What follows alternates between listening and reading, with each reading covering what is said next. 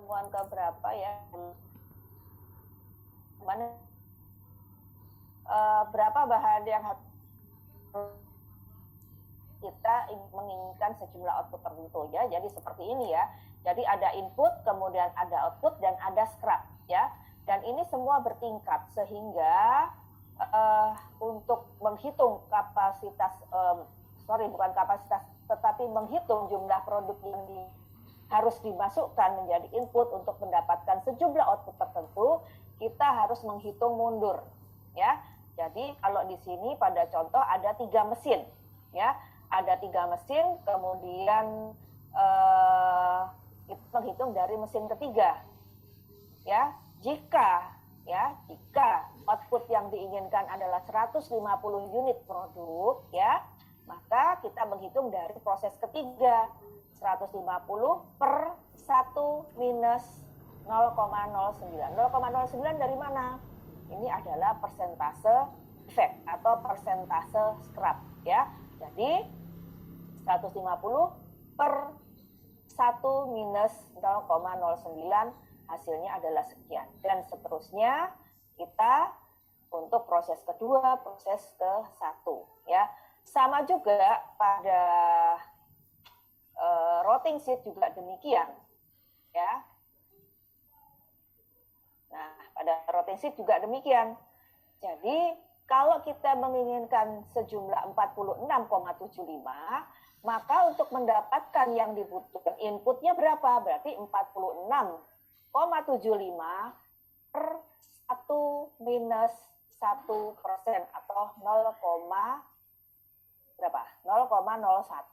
ya. Jadi 46,75 per 1 minus 0,01 dicocokkan hasilnya ya. Nah, kemudian dari ini ya saya berikan warna merah supaya terlihat ya. Jadi input untuk operasi 4 adalah sekian dan input dari operasi 4 ini adalah output dari operasi 3 ya. Makanya angka ini akan kita copy ya, kita salin ke output di mesin 3 atau proses 3. Input dari proses 3 berapa? Karena scrapnya 5%, berarti 47,22 per 1 minus 0,05. Kita bukanlah angkanya di sini. Kalian hitung ya. Jadi sekali lagi input dari O3 adalah 47,22 per 1 minus 0,05. Bisa catat ya. Nah, ini katakanlah X ya. Nah, X di sini akan jadi input dari proses 3 adalah output dari proses 2. Jadi X di sini kita masukkan angkanya sebagai X juga di sini. Nah, input proses 2 bagaimana? Input proses 2 juga demikian.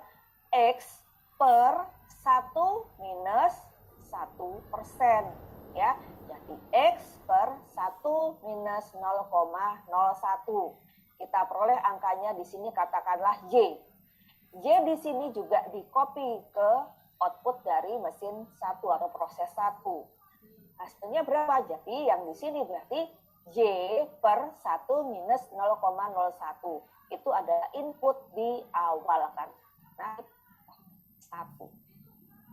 Bisa dipahami sampai sini? Ini yang kenapa kemarin saya bilang saya harus betul-betul mengikuti ya, karena memang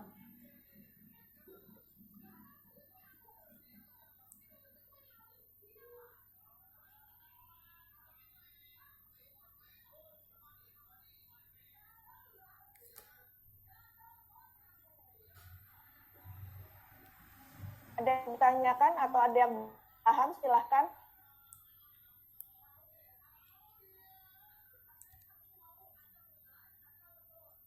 Ada yang paham?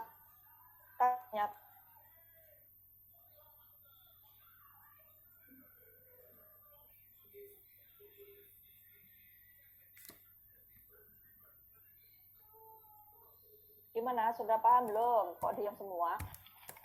Diam semua nih, dengarkan enggak? Paham ya? Kalau sudah paham, ya, saya lanjut ke berikutnya. Ya. Berikutnya kita menghitung jumlah mesin. Ya, jumlah mesin. Nah, jumlah mesin secara teoritis kita hitung dari apa? Akan diproses. Ya. Input inilah yang akan diproses. Jadi dari rumus ini kita menghitung ya produksi dengan efisiensi dan per jam. Jadi kembali ke sini, maka kalau yang mau diproses sekian dengan kapasitas mesin sekian kita bagi. Jadi 47,22 tulis saja ya. 47,22 dibagi 60. Ya. Kemudian yang ini tadi hasilnya adalah dari 46,75 per 1 minus 0,01.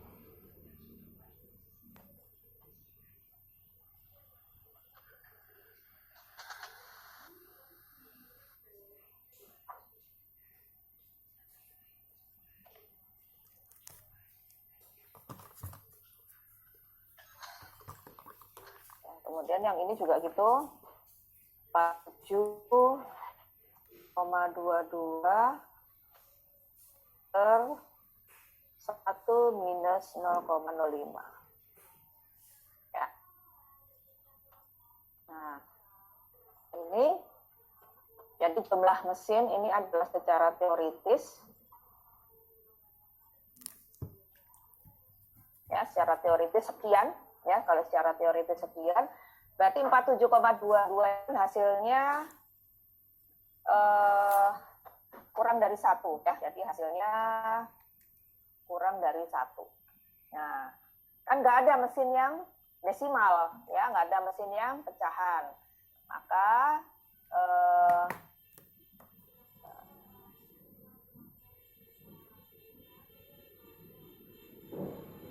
nanti akan kita bulatkan ya jumlah mesin aktualnya, kita bulatkan menjadi 1. Kalau misalkan 1, gimana Bu? Nah, kalau hasilnya 1, ya berarti kan kita memilih, kemarin sudah saya ajarkan untuk apa namanya ekspektasi cost ya, yang di minggu keberapa itu saya kan belajarkan. Kalau kita memilih menghitung jumlah mesin ya, menghitung jumlah mesin misalkan 2,3.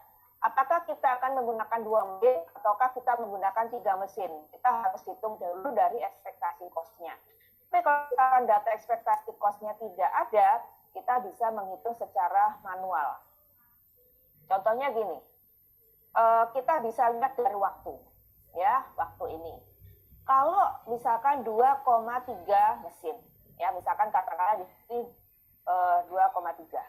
Nah, kita kan harus menggunakan jumlah mesin secara aktual itu kan dalam bentuk bilangan bulat ya, apakah 2 ataukah 3 mesin.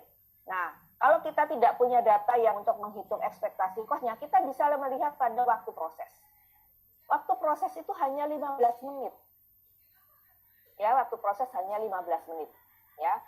Kalau kita gunakan hanya 2 buah mesin ya, kira-kira apakah tidak akan menghambat untuk proses berikutnya?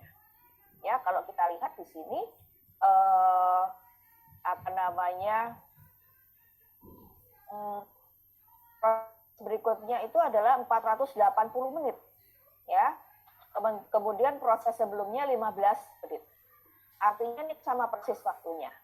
Ya, kemudian kapasitasnya juga sama persis. Artinya apa yang keluar dari mesin 2 langsung masuk ke mesin 3. Ya, kalau kita gunakan hanya 2, pasti yang keluar dari mesin 2 ini akan harus tersimpan sementara di luar, yang lama-lama akan menumpuk, ya, karena ini sama persis, ya. Tapi kalau kita gunakan 3 mesin, ya, maka yang semua masuk, keluar dari mesin 2 akan langsung ditampung di mesin 3, tidak masalah, ya. Begitu seterusnya. Artinya walaupun secara skala 2,3 pasti kita bulatkan ke bawah. Sementara kita tidak punya data untuk menghitung ekspektasi cost. maka itu jalan keluar yang bisa kita lakukan. Ya, kita lihat pada proses sebelumnya berapa kapasitasnya, berapa waktu yang dibutuhkan, ya. Kemudian juga proses sesudahnya. Kalau misalkan ya ini 2,3 ya. Kemudian proses sebelumnya itu waktunya itu sama katakanlah ya, tetapi kapasitasnya lebih kecil. Misalkan hanya 30 liter. Nah, kita buat 2 nggak masalah karena nanti 2 kali proses ini bisa masuk langsung di mesin ketiga. Ya. Jadi sebenarnya di sini selain secara teoritis, secara matematis, kita juga bisa menentukan ya, bisa dari intuisi dan juga bisa secara logika. Itu ya. Jadi karena katanya di dalam implementasi, kalau kita tidak memiliki data yang lengkap, kita bisa lakukan seperti itu. Bisa dipahami maksud saya sampai sini? Ya, ini satu contoh punyanya